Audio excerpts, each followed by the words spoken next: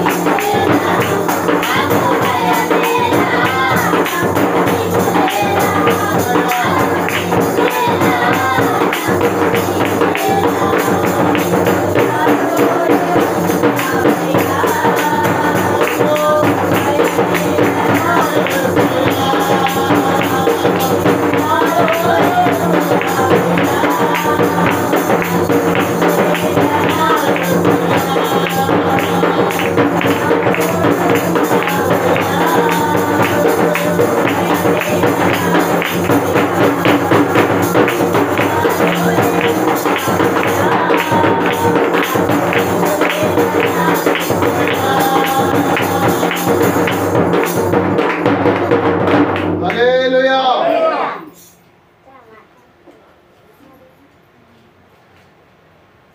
ఇంకో పాట.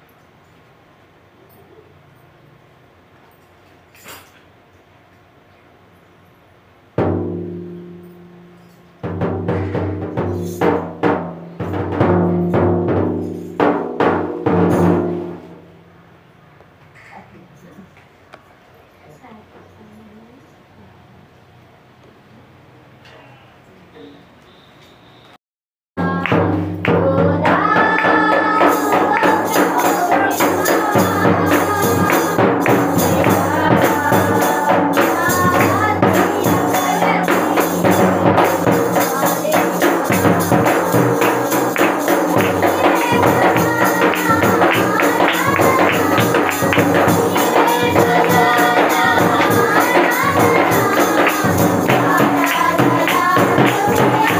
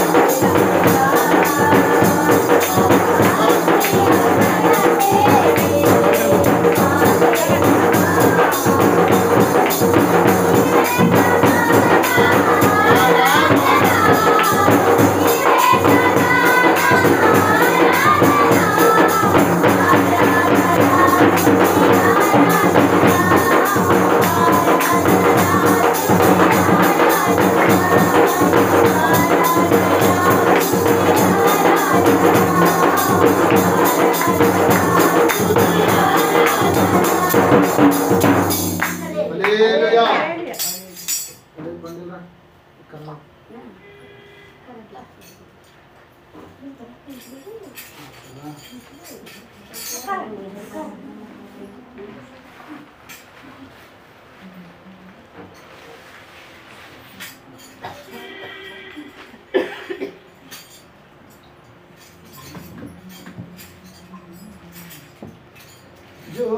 జ్యోతిర్మయుడా నా ప్రాణ ప్రియుడా స్తుతి మహిమలు నీవే. జ్యోతిర్మయుడా నా ప్రాణ ప్రియుడా స్తుతి మహిమలు నీవే.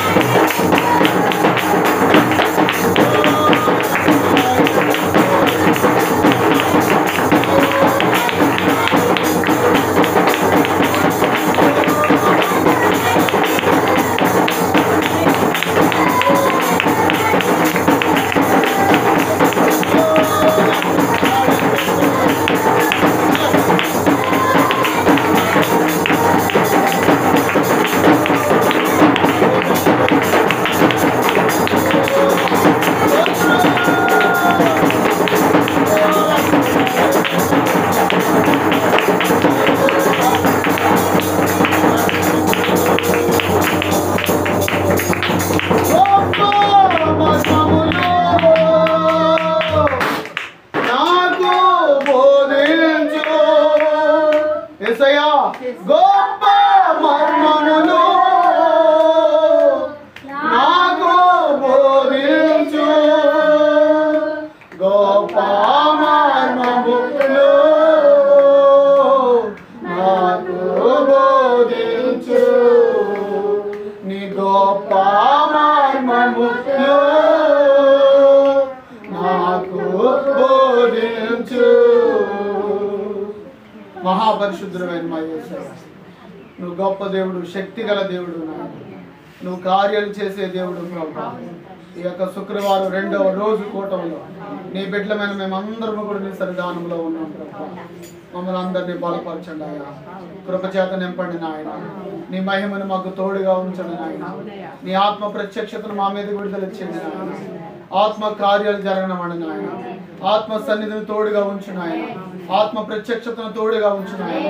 దేవా బలపరచు తండ్రి, నీవే మాట్లాడు నాయన, నీవే దర్శించు నాయన, నీవే దర్శించు నాయన, నీవే మాట్లాడు ప్రభు, నీవే మాట్లాడు నాయన. నీ మాట మాకు కావాలి తండ్రి, నీ స్వరం మేము వినాలి నాయన, నీ మహిమ మేము చూడాలయ్యా. అయ్యా ఆత్మ ద్వారా, అయ్యా విశ్వాసము ద్వారా ఆత్మరక్షణ కలిగజేస్తానని అయ్యా మీరు మాట్లాడారు తండ్రి. అయ్యా మరి ఈ పూట కూడా మీరు మాతో మాట్లాడండి నాయన, మాట్లాడని నాయన అని ప్రభు, బలపరచండి నాయన అని మనందరం ప్రార్థన చేద్దాం. దేవుని కార్యాల కొరకు మనం సిద్ధపరచుకుందాం.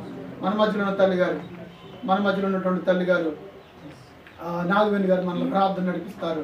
మనందరం కూడా ప్రార్థనలో ఏకీభవిద్దాం. స్తోత్రమయ్యా యేసయ్యా అని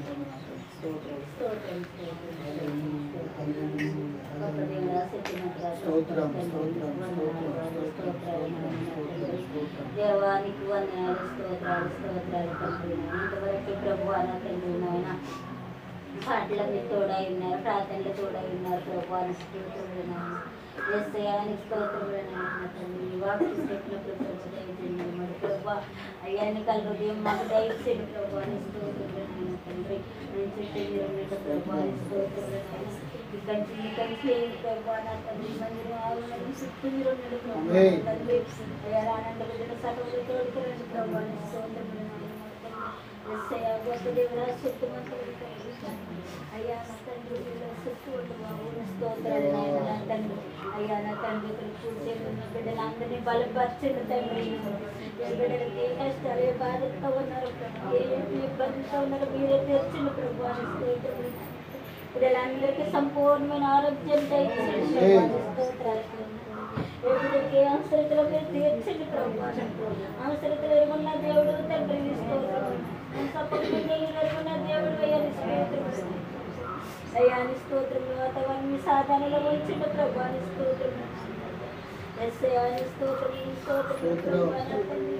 అయ్యా నువ్వు గొప్ప దేవుడు తండ్రి నాయన అని స్తోత్రములు బాబు తండ్రి. అయ్యా తండ్రి నాయన ప్రతి ఒక్క బిడ్డలకు సంపూర్ణమైన ఆరోగ్యం దయచేయండి. అయ్యా ఈ కొడుకులంతట్లో మీరు తోడై ఉండండి ప్రభా నా తండ్రి నాయన. అయ్యా మీరే జరిపించండి ప్రభా నా తండ్రి నాయన. యేసయ్యాని స్తోత్రములు నాయన. అయ్యా దేవాని స్తోత్రములు నాయన నా తండ్రి. గొప్పందరూ వచ్చే ప్రభా మరి చాలా గోపాల తండ్రి స్తోత్రములు. మంచి మందిరము దయచేయండి స్తోత్రములు. అయ్యా దేవతను నివసించడానికి చోటు లేకుండా ప్రభావాలు స్తోత్రములు. అయ్యా మీరు దయచేయండి ప్రభావాలు స్తోత్రములు. సకల మందిరాన్ని మాకు దయచేయండి ప్రభావాలు స్తోత్రములు. అవసరతలు తీర్చండి ప్రభావాలు స్తోత్రములు.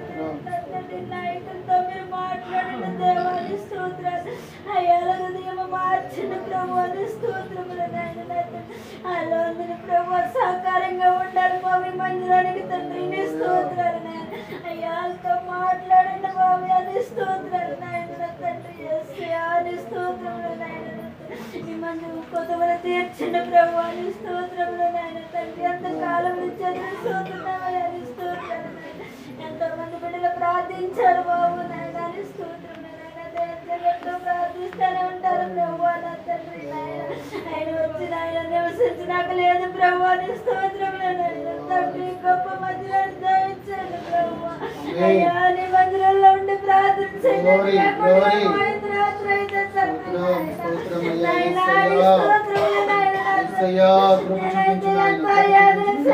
తండ్రి ప్రభువాని స్తోత్రములు నాయన.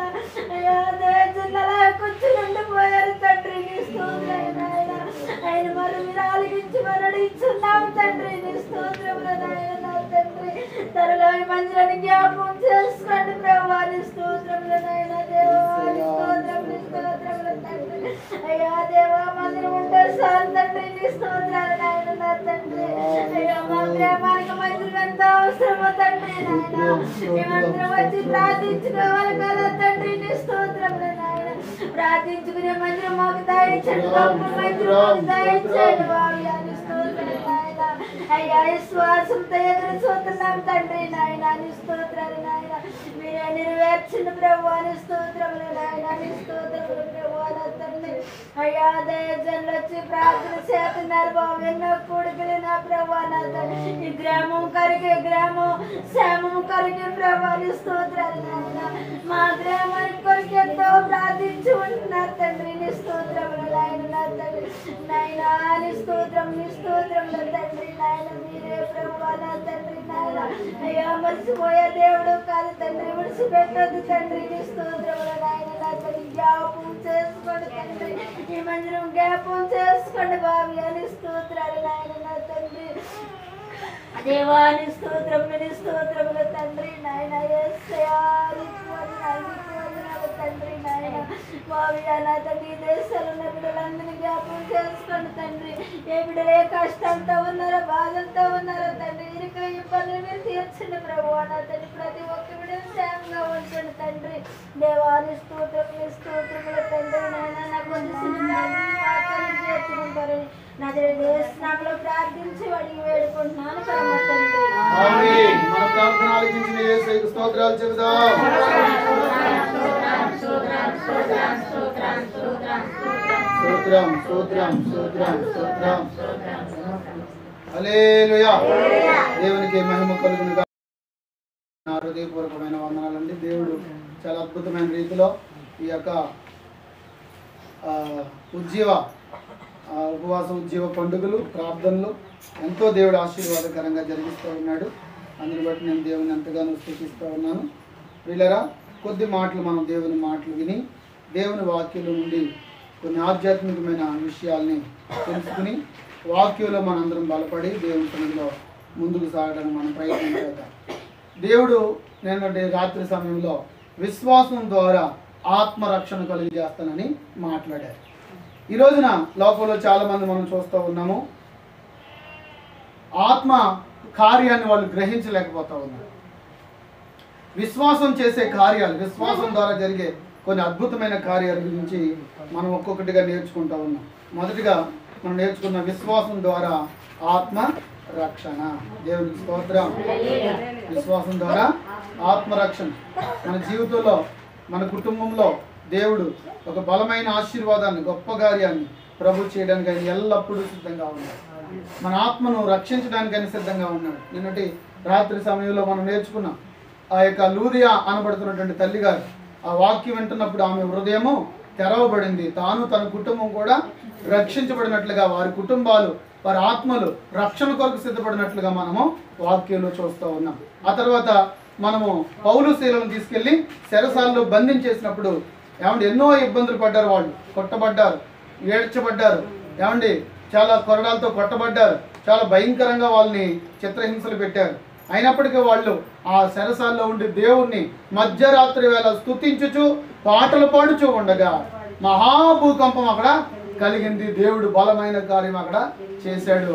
చెరసాల నాయకుడు, వాళ్ళ కుటుంబము, అంతేకాకుండా ఆ జైల్లో ఉన్న చెరసాల్లో ఉన్న దొంగల హృదయాలు కూడా మారిపోయాయి. దేవునికి స్తోత్రం. అద్భుతంగా వారి హృదయాలు తెరవబడ్డాయి.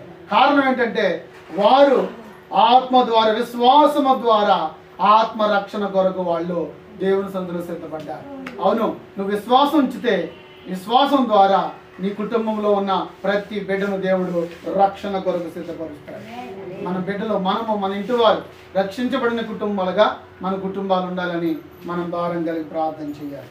దేవుని బిడ్డలారు, ఈరోజు దేవుని వాక్యాలు అపోస్తుల కార్యాల గ్రంథం 10వ అధ్యాయం 43వ వచనం చదువుకుందాం.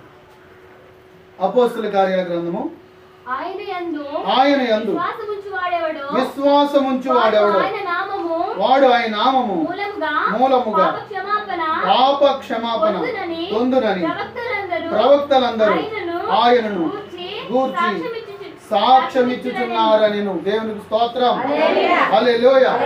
దేవుని బిడ్డలారా, ఇక్కడ చాలా అద్భుతమైన దేవుని మాటలు మనం ఇక్కడ జాగ్రత్తగా మనం చూడగలుగుతూ ఉన్నాం. దేవుడు ఏం చెప్తున్నాడంటే, ఇక్కడ మనము 10వ అధ్యాయం అనగానే ఇటలీ పటాలం అనబడిన పటాలములో కొర్నేలి అనేటువంటి ఒక వ్యక్తి ఉన్నాడు. అతను ఒక శతాధిపతి, అతను ఒక మంచి భక్తిపరుడు, అతడు కైసరులో దేవునితో ఎంతో నమ్మకంగా ఉన్నటువంటి వాడు. అతడు ఒక ఉద్యోగం చేస్తూ ఉన్నాడు, ఒక మంచి జాబులు అతను ఉన్నాడు. అతను ఒకరోజు 3 గంటల సమయంలో దేవుని దూత వచ్చి ఆయనతో మాట్లాడుతూ ఉంది. కొర్నేలి అని పిలవడం అతను విన్నాడు. ఏం చెప్పిందంట 3వ వచనంలో, పగలు ఇంచుమించు 3 గంటల వేళ దేవుని దూత అతని యొద్దకు వచ్చి కొర్నేలి అని పిలుచుట దర్శనమందు తేటగా అతనికి కనబడెను. అతడు దూతల వైపు తేరు చూసి భయపడి, ప్రభువా ఏమని అడిగాను. అందుకు దూత, నీ ప్రార్థనలు నీ ధర్మ కార్యాలు దేవుని సన్నిధికి జ్ఞాపకార్థముగా. దేవునికి స్తోత్రం. దేవుడు ఆయన ప్రార్థన చేసుకుంటూ ఉన్నాడంటే ఇంచుమించు పగలు 3 గంటలకి ప్రార్థన చేస్తూ ఉంటే దేవుని దూత ఆయన దగ్గరకు వచ్చి నిలిచి, నువ్వు భయపడొద్దు, నేను దేవుని దాసురాల్ని, లేదా దేవుని దగ్గర నుంచి పంపబడ్డాను. ఇదిగో నీ ప్రార్థనలు నీ ధర్మ కార్యాలు నే దేవుని సన్నిధికి జ్ఞాపకార్థంగా చేరాయి. దేవునికి స్తోత్రం. అద్భుతమైన విషయం అండి. ఆయన ప్రార్థన చేస్తూ ఉన్నాడు. ఈ 10వ అధ్యాయం అంతా చాలా చక్కటి విషయాలు జ్ఞాపకం చేస్తూ ఉన్నారు. అలా వాళ్ళు ప్రార్థన చేస్తూ దేవుని సన్నిధిలో ఉంటూ ఉన్నప్పుడు ఆ ప్రాంతానికి ఒక దైవజనుడు వచ్చాడండి. ఆయన పేతురు గారు. ఆ పేతురు గారు సీమోను అనబడుతున్నటువంటి పేతురు మారు పేరు గల ఆ సీమోను అన్నటువంటి వ్యక్తి అక్కడికి వచ్చాడు. వచ్చి అతడు ఒక చర్మకారుని అంట ఉన్నాడనే సంగతి తెలుసుకుని అతను తీసుకెళ్ళి ఏమండి ఆ యొప్పేలో ఉన్నటువంటి ప్రాంత ప్రజలకు పరిచయం చేయమని చెప్పారు. చెప్తే ఈయన ఆ రోజు అక్కడ ఉన్నాడు. ఆ మరునాడు ఆ ప్రాంతానికి బయలుదేరి వెళ్ళి ఏమండి ఒక మిద్దె మీద ప్రార్థన చేసుకుంటూ ఉన్నప్పుడు దేవుడు అతను చెప్పాడు, ఇదిగో పేతురు, నీవేం చేస్తావంటే 11వ వచనంలో, ఆకాశము తెరవబడిటయు 4 చెంగులు పట్టిన ఎంచబడిన పెద్ద దుప్పటి చూచెను. అందులో భూమి యందు సకల విధములైన చతుష్పాద జంతువులను, రాకుపురుగులను, ఆకాశ పక్షులను ఉండెను. అప్పుడు పేతురు నీవు లేచి చంపుకొని ఒక శబ్దం అతనికి వినబడెను. అయితే పేతురు, వద్దు ప్రభువా, నిషిద్ధమైనది పవిత్రమైనది ఏదైనాను నేనెన్నడూ తినలేదని చెప్పగా, దేవుడు పవిత్రము చేసిన వాటిని నీవు విశుద్ధమైన వాటిగా ఎంచవద్దని మరలా 2వ మారు ఆ శబ్దము అతనికి వినబడెను. దేవునికి స్తోత్రం. ఇప్పుడు దర్శనమందు దేవుడు ఈ కొర్నేలి అనబడుతున్న వ్యక్తితో దేవుడు మాట్లాడాడు 3 గంటల సమయంలో. మరలా దేవుడు పేతురు గారితో, సీమోను అనబడుతున్న పేతురు గారితో దేవుడు మాట్లాడిదిగో నువ్వు ఎప్పేలో ఉన్నటువంటి ఒక చర్మకారుడైన ఆ సీమోను లేకపోతే కొర్నేలి అంటే నువ్వు ఉండు అని చెప్పేసి దేవుడు చెప్పాడు. దేవుడు చెప్తే సరే కదని చెప్పి ఈయన వెళ్ళాడు కానీ ఈయన మనసంతా కూడా వేరే విధంగా శంకిస్తూ ఉంది. ఇతను వేరే ఆలోచన చేస్తూ ఉన్నాడు. ఇక్కడికి ఎందుకు వెళ్ళాలి నేను అనుకుంటున్న సందర్భంలో దేవుడు అన్నాడు, ఆ రోజు ఆయన ప్రయాణమై అక్కడికి వెళ్ళిపోయిన తర్వాత అక్కడ ప్రార్థన చేస్తూ ఉంటే 12 గంటల సమయంలో ఆ మిద్దె మీదకి ఎక్కి ప్రార్థన చేస్తూ ఉంటే దేవుడు ఒక అద్భుతమైన పరవశం అయిపోయాడు. ఆత్మలో ప్రార్థన చేసుకుంటూ ఉన్నాడు. ఒక అద్భుతమైన దర్శనాన్ని దేవుడు చూపిస్తున్నాడు. ఒక పెద్ద దుప్పటి 4 చెంగులు పట్టుకుని ఆ దుప్పటి ఎగురుస్తూ ఉందట. ఆ ఎగురుంటున్న దుప్పట్లో సకల విధమైన చతుష్పాద జంతువులు, పాగే పురుగులు, ఆకాశ పక్షులు ఇవన్నీ కూడా ఆ దుప్పట్లో ఉన్నాయటండి. ఆ దుప్పట్లో ఉంటే దేవుడు అన్నాడట అట్లన్నింటినీ చంపుకుంటున్నాడు. అంటే ఈ మనం కనపడేటువంటి మనకి చిరాకు అట్లా చూస్తేనే మనకి చిరాకు అనిపించే ఆ పురుగులన్నింటినీ దేవుడు అన్నాడట చంపుకుంటున్నాడు. ఎందుకంటే ఇతను వేరే ఆలోచనతో ఉంటున్నటువంటి సందర్భం అది. అతడు నేను చర్మకారుడి ఇంటికాడ ఉండటం ఏంటి, నేను పలానా అనుకుంటున్నాడు. అతను అనుకుని ఇతడు ఒక ఫీలింగ్ వచ్చేసింది, ఇతనిలో ఒకలాంటి ఆలోచన ఇతనిలో వచ్చేసింది. అందుకని అక్కడికి వెళ్ళటం నాకు ఇష్టం లేదు అనుకున్నాడు. అనుకుంటే దేవుడు చెప్తున్నాడు, ఇదిగో నేను పవిత్రపరిచిన వాటిని నువ్వు నిషిద్ధమైనవి ఎందుకు అంటున్నావు? దేవునికి స్తోత్రం. ఈరోజు చాలా మంది దేవుడు వద్దు అన్నవే మానవులు చేస్తూ ఉన్నారు. ఈయన కూడా అలాగే చేస్తూ ఉన్నాడు, వద్దు ప్రభువా అంటున్నాడు. ఏమన్నాడు చూడండి 14 వచనంలో, అయితే పేతురు వద్దు ప్రభువా, నిషిద్ధమైనవి అపవిత్రమైనవి ఏదైనా నేను ఎప్పుడునూ తినలేదని చెప్పాలి. నిషిద్ధమైనవి అపవిత్రమైనవి నేను ఎప్పుడు తినలేదు అని దేవుడికి చెప్తూ ఉన్నాడు.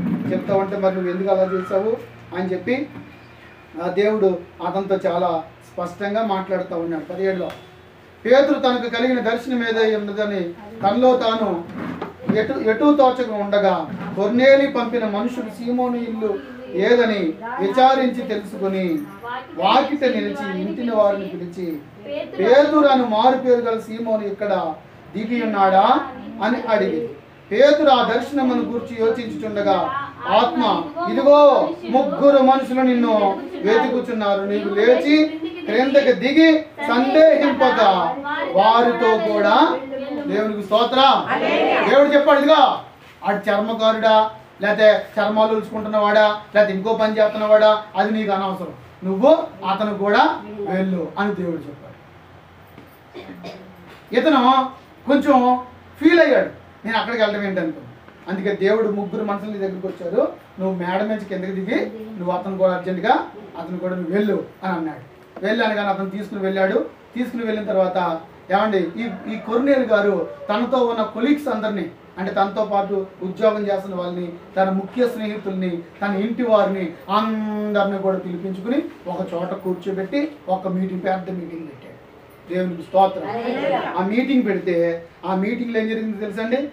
ఇంచుమించుగా 22వ వచనంలో, అందుకున్న వారు నీతిమంతుడు దేవునికి భయపడేవాడును మంచి పేరు పొందిన వాడునైనా శతాధిపతియగు కొర్నేలియను ఒక మనుషుడున్నాడు. అతడు నిన్ను తన ఇంటికి పిలువనంపించి నీవు చెప్పు మాటలు వినవలెనని పరిశుద్ధ దూత వలన బోధింపబడినని చెప్పిరి. అప్పుడు అతడు వారిని లోపలికి పిలిచి ఆతిథ్యం ఇచ్చెను. మరునాడు అతడు లేచి వారితో కూడా బయలుదేరెను. యొప్పే వారైన కొందరు సహోదరులను వారితో కూడా వెళ్ళిరి. మరునాడు వారు కైసరియాలో ప్రవేశించిరి. అప్పుడు కొర్నేలి తన బంధువులను ముఖ్య స్నేహితులను పిలిపించి వారి కొరకు కనిపెట్టుకుని ఉండెను. పేతురు లోపలికి రాగా కొర్నేలి అతనిని ఎదుర్కొని అతని పాదముల మీద పడి నమస్కారము చేసెను.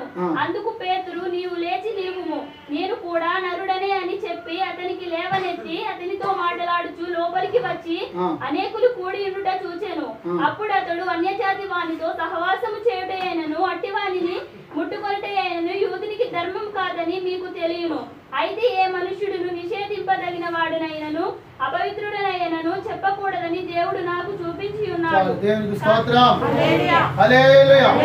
ఈరోజు చాలా మంది మేము దేవుని బిడ్డలము, మిమ్మల్ని ముట్టుకోకూడదు, వాళ్ళు ముట్టుకోకూడదు, మీరు వండిని తినకూడదు, మేము వండిని తినకూడదు, ఇలా చాలా మంది దేవుడేమో పవిత్ర పరిశీలిస్తే వీళ్ళేమో వాటిని అపవిత్రం అంటున్నారు, నిషిద్ధం అంటున్నారు. ఆ మాటల గురించి ఇక్కడ దేవుడు చెప్తున్నాడు, యూదులు అనేవాళ్ళు ఎవరిని ముట్టుకోకూడదు. యూదులు చాలా నిష్ట కలిగిన వాళ్ళు, అంటే మన భాషలో చెప్పాలంటే వాళ్ళు ఒక ఉన్నతమైనటువంటి జాతికి సంబంధించినటువంటి వాళ్ళు ఎవరిని ముట్టుకోవడం కానీ, ఎవరు పెట్టినా తినడం కానీ, ఎవరో ఇంటికి వెళ్ళి కూర్చోవడం కానీ ఇలాంటి పనులు వీళ్ళు చేయరు. అందుకే నేనేం చేశాడు, చర్మకారుల ఇంటికి నేను వెళ్ళటం ఏంటి, నేను యూదుని కదా, ఒక మామూలు సాధారణమైన వ్యక్తి ఇంటికి నేను ఎలా వెళ్ళను అని ఆలోచించేసి ఇతను ప్లాన్ చేసేసుకుని ఏం చేస్తున్నాడంటే వెళ్ళకూడదు అనుకుని నేను ఏం చేసుకుని ఆ డాబా పైకి ప్రార్థన చేస్తుంటే దేవుడు చూపించాడు, ఇదిగో సకల విధములైన చతుష్పాద జంతువులన్నింటినీ నువ్వు తిను అన్నాడు. అదేంటి నాయన, అసలు మామూలుగానేమో మేము మాంసాలు తినము, మామూలుగానే మాంసాహారం తినము, అలాంటిది ఈ పాగే పురుగులు, ఈ దరిద్రాలన్నీ కూడా తినమంటున్నావు ఏంటి నాయన అని దేవుని అంటే, దేవుడు అన్నాడు, నేను పవిత్రపరిచిన వాటిని నువ్వు ఎందుకు నిషిద్ధంగా అయిన వాటిని ఎంచుతున్నావు అని దేవుడు అన్నాడు. అప్పుడు అర్థమైంది పేతురు గారికి. ఏమన్నా తెలుసా, దేవుడు ఏమండి అక్కడ అంటాడు, ఏ మనుష్యుడు కూడా ఏమండి నిషిద్ధమైన వాడు కాడు. అందరూ దేవుని చేత సృజించబడిన వాళ్ళు. దేవునికి స్తోత్రం. అప్పుడు అతనికి అర్థమైంది.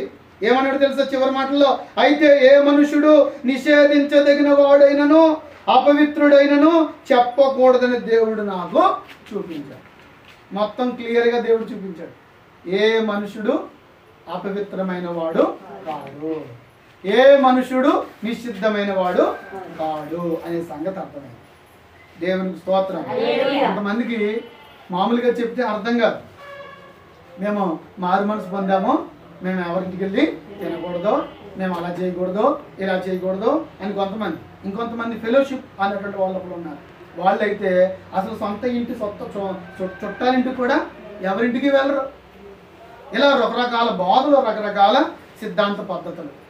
ఏమంటే పేదరి కంటే గొప్ప వాళ్ళండి వీళ్ళు. యేసు ప్రభువుని వెంబడించిన మహాభక్తుడైనటువంటి ఆ భక్తుని కంటే వీళ్ళు గొప్ప వాళ్ళండి.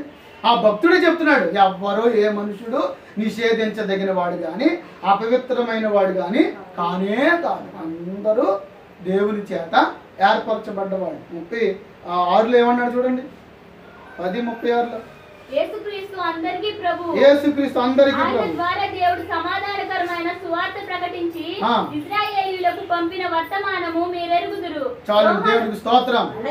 అంటాడు యేసుక్రీస్తు అందరికీ. ఆ పై వచ్చిన చదువు. ప్రతి జనములోను ఆయనకు భయపడి నీతిగా నడుచుకుని వారు. ఇంకొంచెం పైకి 34. దేవుడు పక్షపాతి కాడని చూసారండి, తెలుసుకున్నాడు ఈయన. ఏమని?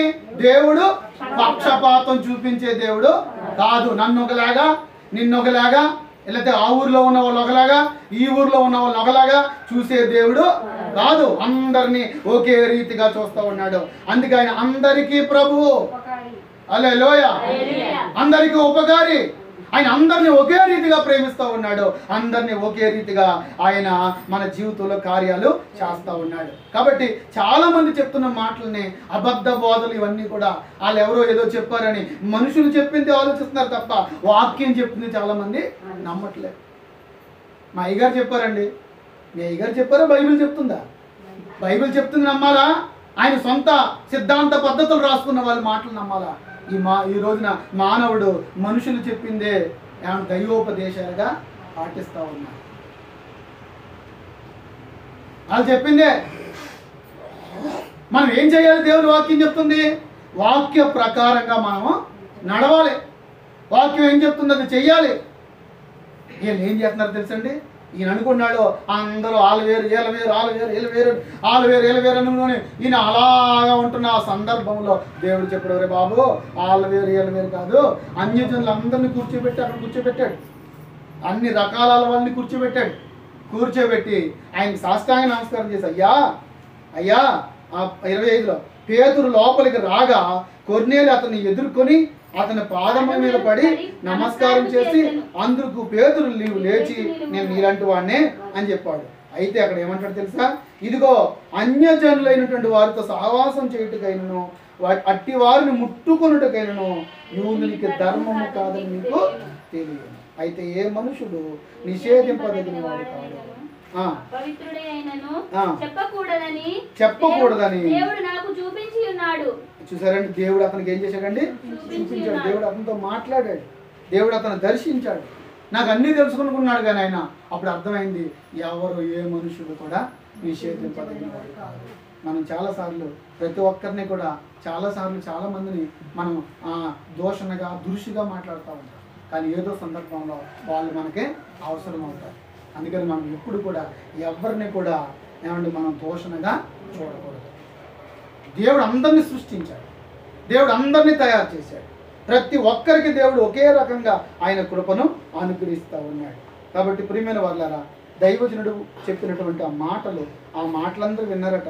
29లో ఏం జరిగిందంటే, కాబట్టి నన్ను పిలిచినప్పుడు అడ్డు ఏమీ చెప్పక వచ్చితిని కనుక ఎందు నిమిత్తం నన్ను పిలిచిన దానిని గూర్చి అడుగుచున్నారని వారితో చెప్పాను. అందుకు కొర్నేలు దినముల క్రిందట పగలు 3 గంటలు ఈ వేళ వరకు నేను ఎంత ప్రార్థన చేయుచుండగా ప్రకాశమానమైన వస్త్రము ధరించిన వాడొకడు నా ఎదుట నిలిచి, కొర్నేలు నీ ప్రార్థన వినబడెను, నీ ధర్మ కార్యములు దేవుని సముఖమందు జ్ఞాపకముంచబడి ఉన్నవి గనుక నీవు ఎప్పేకు వర్తమానం పంపి పేతురు అను మారు పేరు గల సీమోనును పిలిపించుము. అతడు సముద్రపు దరినున్న చర్మకారుడైన సీమోను ఇంట దిగిన్నాడని నాతో చెప్పెను. వెంటనే నిన్ను పిలిపించి తిని, నీవు వచ్చినది మంచిది, ప్రభు నీకు ఆజ్ఞాపించి ఉన్నాని వినుటకై ఇప్పుడు మేమందరము దేవుని ఎదుట ఇక్కడ కూడి ఉన్నామని చెప్పాను. అందుకు పేతురు నోరు తెరిచి ఇట్లా, నేను దేవుడు పక్షపాతి కాడని నిజముగా గ్రహించి ఉన్నాను. చాలండి, దేవునికి స్తోత్రం. నువ్వేం చెబుతావో చెప్పవయ్యా, మేమందరం వినడానికి సిద్ధంగా ఉన్న. ఇతడు శతాధిపతి అంటే కొంతమంది ఏమండి సైనికులకు ఇతడు అధికారిగా ఉన్నాడు. ఇలాంటి ఇతను ఈ కొర్నేలు గారు దేవుని సన్నిధిలో దేవుని కృపచేత నింపబడిన వాడే, దేవుని ఆత్మచేత పిలవబడిన వాడే. అతను చేసిన ప్రార్థన, అతడు చేస్తున్న ధర్మకార్యాలు దేవుని దృష్టికి అనుకూలంగా మార్చబడ్డాయి కనుక అతడు అనుకూలతను కలిగి దేవుని సన్నిధిలో నడిపించబడుతూ ఎవరిని పిలవాలో దేవుడే దైవజనుడికి చూపించాడు.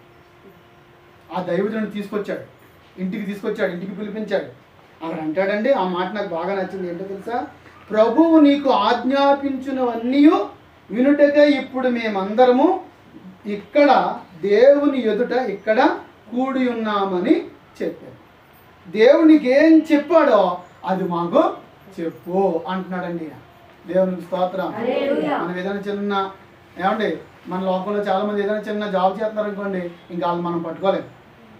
ఈయన రోమా సామ్రాజ్యంలో మంచి ఉద్యోగం చేస్తున్నాడు, మంచి ఆలోచన కలిగి ఉన్నాడు. 50 మందికి అధిపతి, 100 మందికి అధిపతిగా ఉంటూ అతను ఎంతో చక్కగా తన పరిపాలన జరిగిస్తూ ఉన్నటువంటి సందర్భం అది. ఆ అధికారి ఈ దైవజనుడి దగ్గర పేతురైనటువంటి మారుపేరు గల సీమోను దగ్గర ఇంటికి వచ్చి సీమోను గారితో చెప్తున్నాడు, అయ్యా మీకు దేవుడు ఏమైతే ఆజ్ఞాపించాడో అది మాకు చెప్పండి, మేము వింటాం అంటున్నాడు. దేవుడికి స్తోత్రం. ఎంత మంచి ఆలోచన దీనికి. ఒకసారి గమనించండి పిల్లరా, దేవుని మాట మనం వింటే దేవుడు మనతో మాట్లాడతాడు, మన జీవితాన్ని ఆశీర్వాదకరంగా మారుస్తాడు. అప్పుడు 43లో ఏమన్నాడు తెలుసా? ఆయన యందు విశ్వాసం ఉంచువాడెవడో వాడు ఆయన నామము మూలముగా హల్లెలూయా ఏం చేస్తాడటండి? విశ్వాసము ద్వారా పాప క్షమాపణ. చెప్పండి, దేని ద్వారా? విశ్వాసం ద్వారా. మన విశ్వాసం ఉంచితే చాలు, నీకు దేవుడు నీ కుటుంబానికి నీకు పాప క్షమాపణ కలిగి చేస్తాడు. నీ విశ్వాసము ద్వారా నీకు పాపము, నీలో ఉన్న పాపాన్ని దేవుడు తీసివేస్తాడు. అక్కడ ఉన్న అన్యజనులందరితో దేవుడు మాట్లాడాడు. 39లో ఆయన యూదుల దేశమందును యెరూషలేమందును చేసిన వాటన్నిటికి మేము సాక్షులం. చంపిరి. దేవుడు ఆయనను 3వ దినమున లేపి ప్రజలకందరికీ కాక దేవుని చేత ముందుగా ఏర్పరచబడిన సాక్షులకే, అనగా ఆయన మృతులలో నుండి లేచిన తరువాత ఆయనతో కూడా అన్నపానములు పుచ్చుకొనక మాకే ఆయన ప్రత్యక్షముగా కనబడినట్లు అనుగ్రహించెను. కాక దేవుడు సజీవులకును మృతువులకును న్యాయాధిపతినిగా నియమించిన వాడు ఆయనని ప్రజలకు ప్రకటించి దృఢసాక్ష్యం ఇయ్యవలెనని మాకు ఆజ్ఞాపించెను. చెప్తున్నారు వాళ్ళు, ఇదిగో మొట్టమొదటిగా మాకు అన్నపానాలు పుచ్చుకోకుండా మేము అలా ప్రార్థన చేస్తూ ఉంటే దేవుడు మాకు ప్రత్యక్షమయ్యాడు.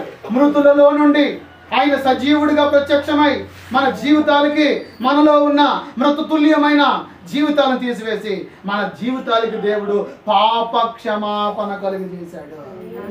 హల్లెలూయా.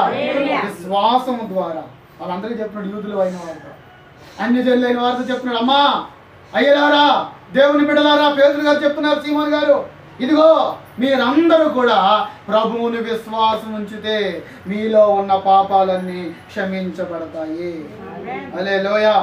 పాప క్షమాపణ మీకు కలుగుతుంది, మీ జీవితాలు ఆశీర్వాదకరంగా మార్చబడతాయి.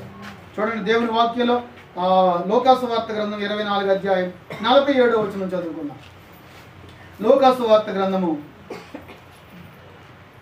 24:47.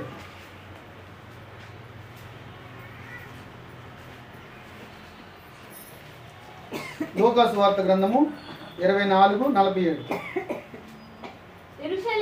యెరూషలేము సమస్త జనములకు ఆయన పేరట మారు మనసును పాప క్షమాపణయు ప్రకటింపబడినయు లేఖనములలో. చాలండి, దేవునికి స్తోత్రం. లేఖనాల్లో ఏమైతే రాయబడి ఉందో, ఇదిగో ఆయన పేరట మారు మనసును పాప క్షమాపణను కలుగును. దేవుని వలనే మన పాపాలకి క్షమాపణ కలుగుతుంది. దేవునికి స్తోత్రం. నీ పాపములు నా పాపములు క్షమించబడాలి అంటే అది యేసయ్య రక్తం వలన, ఆయన చేసిన అద్భుతమైన కార్యం వలనే అని మనం ఖచ్చితంగా చెప్పగలం. దేవుని వాక్యాన్ని కొంచెం మీకు మరిన్ని మాటలు వివరించడానికి నేను ఇష్టపడతా ఉన్నాను. దేవుని వాక్యంలో దేవుని బిడ్డలారా, పరిశుద్ధాత్మ దేవుడు మనకు జ్ఞాపకం చేస్తున్న మత్తయి సువార్త 26:28 చూడండి. మత్తయి సువార్త 26:28 కొత్త నిబంధన గ్రంథంలో ఉంది. 27వ పేజీ. ఇది నా రక్తము. 26:28.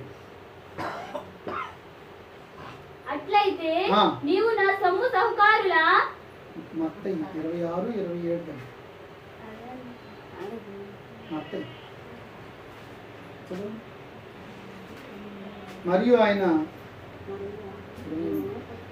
మరియు ఆయన గిన్నె పట్టుకుని కృతజ్ఞతాస్తుతులు చెల్లించి వారికి దీనిలోనిది మీరందరూ త్రాగుడి, ఇది నా రక్తము అనగా పాప క్షమాపణ నిమిత్తము అనేకుల కొరకు చిందించబడుచున్న నిబంధన రక్తము. దేవునికి హల్లెలూయా. ఇక్కడ అనేకుల పాపముల కొరకు లేదా అనేకుల కొరకు చిందించబడుతున్న ఆయన రక్తం. ఎందుకు ఈ రక్తం? ఇది నా రక్తం అనగా పాప క్షమాపణ నిమిత్తము. హల్లెలూయా. ఇప్పుడు యేసుక్రీస్తు ప్రభుల వారి విశ్వాసము ద్వారా నువ్వు విశ్వసించి, దేవా నా పాపాలు క్షమించు అని నువ్వు ప్రార్థన చేస్తే, విశ్వాసము ద్వారా నీ పాపాలు క్షమిస్తాడు. క్షమించబడిన నీవు ఆయన రక్తాన్ని పానం చేస్తే నీలో ఉన్న ఆ పాపములన్నీ తొలగిపోతాయి, నీవు పరిశుద్ధపరచబడతావు. హల్లెలూయా. విశ్వాసము ద్వారా పాప క్షమాపణ. ఈ రోజున మానవులు పూజలు చేసినా, పునస్కారాలు చేసినా, లేకపోతే యజ్ఞ యాగాదులు చేసినా, బలులు అర్పించిన, ఇవన్నీ ఎందుకంటే మాలో పాపం ఉంది అని. అందుకే మానవుడు అందరూ కూడా పాపం పోవాలని ఎన్నో ప్రయత్నాలు చేస్తూ ఉన్నారు. పాపానికి విరుగుడు కావాలంటే రక్తం చిందించాలని వాళ్ళకి అర్థమైంది. రక్తం వలన మాత్రమే పాపానికి విమోచన కలుగుతుందని అర్థం చేసుకున్నారు. అయితే ఏ రక్తం అది? వీళ్ళు అనుకుంటున్నారు ఎడ్ల రక్తము, కోడెల రక్తము, ఏమండి ఈ పశువుల రక్తం అర్పిస్తే పాపాలు పోతాయని ఈ లోకంలో ఉన్న మన సహోదరులు అన్యజనులు అనబడే వారు అందరూ కూడా అనుకుంటూ ఉన్నారు. అయితే ప్రభు చెప్తా ఉన్నాడు, నిర్దోషమైన గొర్రె పిల్లగా యేసు ప్రభు లోపలికి వచ్చారు. ఆయన రక్తము వలన మనందరికీ పాప క్షమాపణ కలుగుచున్నది. దేవునికి స్తోత్రం. హల్లెలూయా. కాబట్టి యేసయ్య రక్తం వలన మాత్రమే మనకు పాప క్షమాపణ కలుగుతుంది. ఇది నా రక్తం అనేకుల కొరకు. ఏమండి దేవుని వాక్యం చెప్తున్నట్లుగా అనేకుల అనగా పాప క్షమాపణ నిమిత్తం అనేకుల కొరకు చిందించబడుచున్న నిబంధన రక్తము. హల్లెలూయా. ఆయన మనందరి కొరకు చిందించబడినటువంటి ఆ పరిశుద్ధ రక్తాన్ని మనందరం కూడా ఆయన రక్తములో ఉన్న విశేషమైన ఆశీర్వాదాన్ని మనము చూడబోతూ ఉన్నాం. కనుక ప్రియమైన వాళ్ళారా, మనం చూస్తూ ఉంటే అపోస్తుల కార్యాల గ్రంథం 2వ అధ్యాయం 38వ వచనంలో, అపోస్తుల కార్యాల గ్రంథము 2వ అధ్యాయము 38వ వచనం.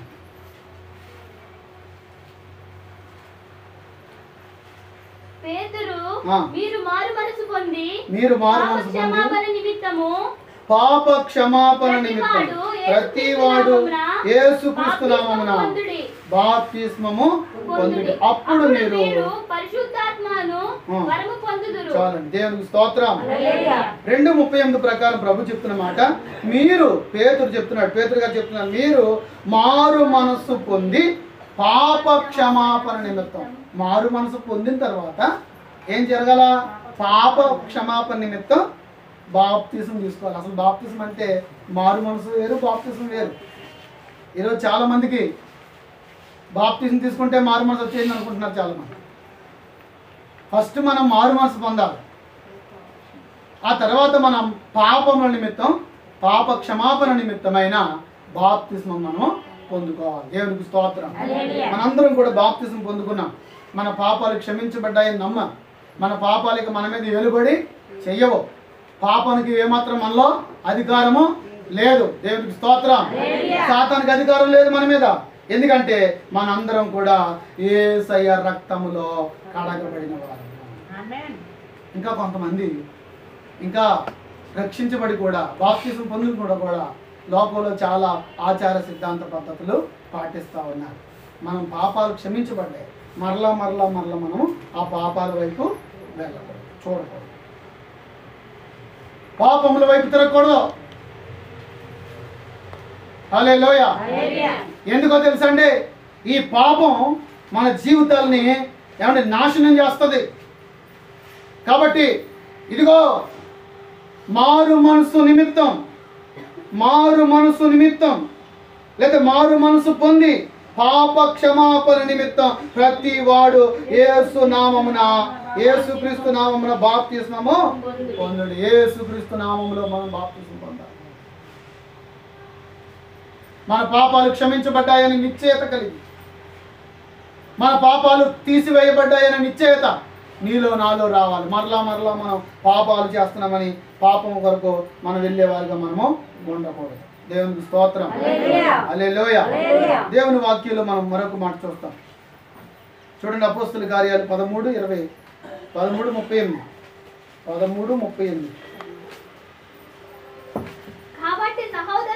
కాబట్టి సహోదరులారా,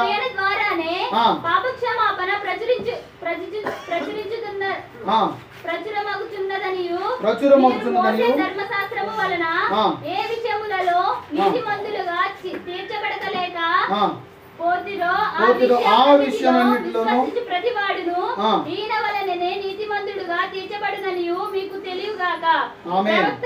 ప్రవక్తల గ్రంథమందు చెప్పబడినది మీ మీదికి రాకుండా చూచుకొనిడి. అదేమనగా, ఇదిగో తిరస్కరించు వారులారా, ఆశ్చర్యపడుడి, నశించుడి. మీ దినములలో నేనొక కార్యము చేసేదను, ఆ కార్యము ఒకడు మీకు వివరించినను మీరంత మాత్రమును నమ్మరు అనేను. చాలు, దేవునికి స్తోత్రం. హల్లెలూయా. యేసు ప్రభువారు పౌలు భక్తుడి ద్వారా మరొకసారి జ్ఞాపకం చేస్తున్నాడు. కాబట్టి సహోదరులారా, మీరు ఈయన ద్వారానే పాప క్షమాపణ ప్రచురమగు. దేవుని ద్వారానే మనకు పాప క్షమాపణ ప్రచురమవుతుంది. ఆయన ద్వారానే, ఆయన ఒక్కడే మన పాపాలను క్షమించగలరు, ఇంకెవరు క్షమించలేరు. ఎందుకంటే అందరూ పాపులే, అందరూ పాపం చేసి దేవుడిచ్చే మహిమ పొందలేకపోతున్నారు. ఈ లోకంలో పిలువబడుతున్న వారందరూ పాపం చేసిన వాళ్ళే. మనం ఆరాధించుతున్న దేవుడు ఒక్కడే పాపము లేని పరిశుద్ధుడు. ఆమేన్. ఇప్పుడు ఆయన ఆరాధించుతున్న మనందరం కూడా పాపము లేని వారిగా దేవుని సన్నిధిలో దేవుని కృపలో వర్ధిల్లేటువంటి బిడ్డలుగా మనం ఉండడానికి మనం ప్రయత్నం చేయాలి. ఆయన ద్వారానే పాప క్షమాపణ ప్రచురమగుచున్నది అని దేవుడు ఖచ్చితంగా జ్ఞాపకం చేస్తూ ఉన్నాడు. కాబట్టి విశ్వాసం ద్వారా మనందరికీ పాప క్షమాపణ కలుగుచున్నది. కొలస్సీలకు రాసిన పత్రిక 1వ అధ్యాయం 14వ వచనం చదువుకుందాం. కొలస్సీలకు రాసిన పత్రిక 1వ అధ్యాయం 14వ వచనం.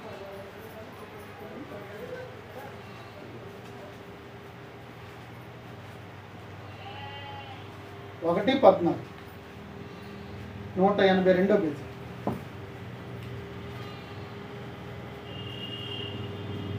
ఆ కుమారుని యందు చదివిందమ్మా.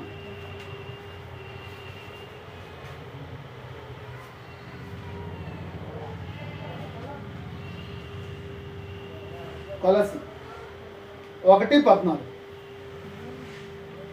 ఆ కుమారుని యందు మనకు విమోచనయు అనగా పాప క్షమాపణ కలుగుచున్నది. ఆయన అదృశ్య దేవుని స్వరూపి సర్వ సృష్టికి ఆది సంభూతుడై ఉన్నాడు. ఆమేన్. హల్లెలూయా. ఇంకొకసారి హల్లెలూయా. ఇక్కడ వాక్యం ఖచ్చితంగా చెప్తోంది, ఆయన కుమారుని యందు, ఆ కుమారుని యందు మనకు విమోచనయు అనగా పాప క్షమాపణ కలుగుతుంది. విమోచన, విడుదల, మన జీవితంలో గొప్ప విడుదల కలుగు చేయడానికి, పాపాల నుంచి, శాపము నుండి, భయంకరమైన రోగ వ్యసనాల నుండి దేవుడు మనల్ని విడుదల చేసి మనల్ని ఆశీర్వదించబోతా ఉన్నాడు. విశ్వాసము ద్వారా మన పాపాలన్నిటిని దేవుడు క్షమించబోతా ఉన్నాడు. హల్లెలూయా. అందుకే మన అందరం కూడా విశ్వసించి నమ్మి మన కుటుంబాల కొరకు, మన బిడ్డల కొరకు ప్రార్థన చేయాలి. ఎప్పుడైతే మనం విశ్వసించి ప్రార్థన చేస్తామో మన విశ్వాసం ద్వారా మన పాపాలన్నీ కూడా క్షమించబడతాయి. క్షమించబడ్డాయని నిశ్చయత దేవుడు నీలో కలుగజేస్తాడు. ఆమేన్. హల్లెలూయా. హల్లెలూయా. కాబట్టి మనందరం కూడా విశ్వాసం ద్వారా ప్రభు సన్నిధిలో నడిపించబడే గొప్పవారమై ఉండాలి. లాస్ట్గా యాకోబు పత్రికలో చదువుకుని మనం ప్రార్థన చేస్తాం. యాకోబు పత్రిక 5వ అధ్యాయం 15వ వచనం. యాకోబు పత్రిక 5:15. 2010. విశ్వసించు విశ్వాస సహితమైన ప్రార్థన ఆ రోగిని స్వస్థపరచు. ప్రభు అతను లేపును. అతడు పాపము చేసిన వాడైతే. హల్లెలూయా. హల్లెలూయా. మనందరం కూడా ఈ 3 రోజులు ఎంతో భారం కలిగి దేవుడి దగ్గర ప్రార్థన చేస్తాం విశ్వాసం ద్వారా. ఇప్పుడు రోగంతో ఉన్న వ్యక్తులైతే విశ్వాస సహితమైన ప్రార్థన ఆ రోగిని ఏం చేస్తుందండి? స్వస్థపరుస్తుంది. ఒకవేళ అతనిలో పాపం ఉందనుకోండి, రోగం తగ్గట్లేదు. రోగం తగ్గట్లేదు అంటే రోగానికి కారణం పాపం. చెప్పండి, రోగానికి కారణం పాపం. మనలో పాపం ఉండటం వల్ల రోగం తగ్గదండి, వ్యాధులు తగ్గవండి. చాలామంది డాక్టర్ గారి దగ్గర మనం వెళ్ళినప్పుడు డాక్టర్ టెస్ట్ చేసి, అమ్మ నీకు ఇన్ఫెక్షన్ ఉంది, అందుకే ఈ గాయం త్వరగా తగ్గట్లేదు అంటాడు. అంటే ఫస్ట్ ఏం తగ్గాల? ఇన్ఫెక్షన్ తగ్గాలి. ఇన్ఫెక్షన్ తగ్గిపోతే ఆటోమేటిక్గా పుండు తగ్గిపోతుంది. దేవునికి స్తోత్రం. అలాగే మనకు కూడా రోగం పోవాలంటే ముందు మనలో ఉన్న ఆ పాపము క్షమించబడాలి. దేవునికి స్తోత్రం. యేసయ్య దగ్గరికి చాలా మంది వచ్చారు. వచ్చినప్పుడు యేసయ్య చెప్పాడు, అమ్మా నీ రోగం తొలగిపోయిందని చెప్పలేదు, కానీ నీ పాపములు క్షమించబడి ఉన్నాయి. ఆమేన్ చెప్పండి. ఇప్పుడు మనలో క్షమించబడవలసింది ఏంటి? మన పాపాలు. పాపముల చేత మనం కట్టబడిపోయాం. ఆ పాపములు మనలో నుండి తొలగిపోతే ఏమంటే రోగము, వ్యాధులు, మనలో ఉన్న నష్టం, మనలో ఉన్న అప్పులు, మనలో ఉన్న ఆర్థిక ఇబ్బందులు అన్నీ తొలగిపోతాయి. అన్నిటికి కారణం ఏంటి? చెప్పండి, అన్నిటికి కారణం ఏంటండి? కాబట్టి ఫస్ట్ మనం ఇన్ఫెక్షన్ అనబడుతున్న ఈ పాపాన్ని మనం తొలగించుకోవాలి. ఈ పాప క్షమాపణ ఎవరి వల్ల కలుగుతుంది? దేవుని వాళ్ళే కలుగుతుంది. ఆమేన్ చెప్పండి. హల్లెలూయా. ఆయన ఏమన్నాడు చూడండి, విశ్వాస సహితమైన ప్రార్థన ఆ రోగిని స్వస్థపరుచును. ప్రభు అతన్ని లేపును. అతడు పాపము చేసిన వాడైతే. ఒకవేళ అతను ఏం చేసిన వాడైతే? పాపము చేసిన వాడైతే. హల్లెలూయా. అతడు పాపం చేసిన వాడైతే కనుక ముందు అతని పాపము క్షమించాలి. ముందు అతడు క్షమించబడాలి. ఒకవేళ నీ ఇంట్లో ఆర్థిక ఇబ్బందులు లేదా నీ కుటుంబం అభివృద్ధి చెందట్లేదు, నువ్వు ఎంత ఎంత ఎంత ప్రార్థన చేసినా నువ్వు అభివృద్ధిలోకి రావట్లేదు, నీ ఇల్లు కట్టబట్టలేదు, నీ బిడ్డలకి దేవుడు ఫలాలు ఇవ్వట్లేదు, గర్భ ఫలాలు లేక బాధపడుతున్నావు, ఇలాంటివి ఏమైనా ఉన్నట్లయితే ఈరోజు దేవుడు ఏమన్నా తెలుసా? ఫస్ట్ నీవు పాప క్షమాపణ పొందాలి. హల్లెలూయా. ఇంతమంది ప్రార్థన చేస్తున్నాం, ఇన్ని మన సంఘాలన్నీ ప్రార్థన చేస్తూ ఉన్నాయి, ఇంతమంది దైవజనులు ప్రార్థన చేస్తూ ఉన్నారు మీ అందరి కోసం. ఏమండి, ఇన్ని ప్రార్థనలు, రాత్రి అంతా ప్రార్థన, దేవుని సన్నిధిలో స్తుతిస్తూ దేవుని గణపరుస్తూ ఉన్నాం మనం. మరి ఇంత ప్రార్థనలు చేస్తూ ఉంటే ఈ ప్రార్థనలు ఏమైపోతున్నట్టు? అయితే ప్రార్థనలు వ్యర్థం అవ్వట్లేదు, కానీ మనలో ఈ పాపం వల్ల ఆ ప్రార్థన అంతా కూడా బయటికి వెళ్ళిపోతూ ఉంది. ప్రార్థన ప్రభావం పనిచేయట్లేదు. దేవునికి స్తోత్రం. ప్రార్థన ప్రభావము పనిచేయట్లేదు, శక్తి పనిచేయట్లేదు. అందుకని మనం అందరూ ఏం చేయాలంటే మన పాప క్షమాపణ. ఆమేన్. హల్లెలూయా. పాప క్షమాపణ పొందాలి. నేను రాత్రి దేవుని బిడ్డలారా దేవుని సన్నిధిలో చాలా దేవుని సన్నిధిలో స్తుతించడానికి ప్రార్థించడానికి దేవుడు కృప చూపించాడు. దోమలు మమ్మల్ని అస్సలు నిద్రపోనివ్వలేదు. చాలా అద్భుతంగా నిద్రపోకుండా మమ్మల్ని కాపలా కాసే దేవుని స్తోత్రం. హల్లెలూయా. 1:30కి ఇంచుమించు 12 గంటలకి నేను కాసేపు అలా పడుకున్నాను కదా, నడవాల్చాను. 1:30కి మెలకు వచ్చింది. ఇంచుమించు 1 గంట 1:30 పడుకున్నాను అంతే రాత్రి.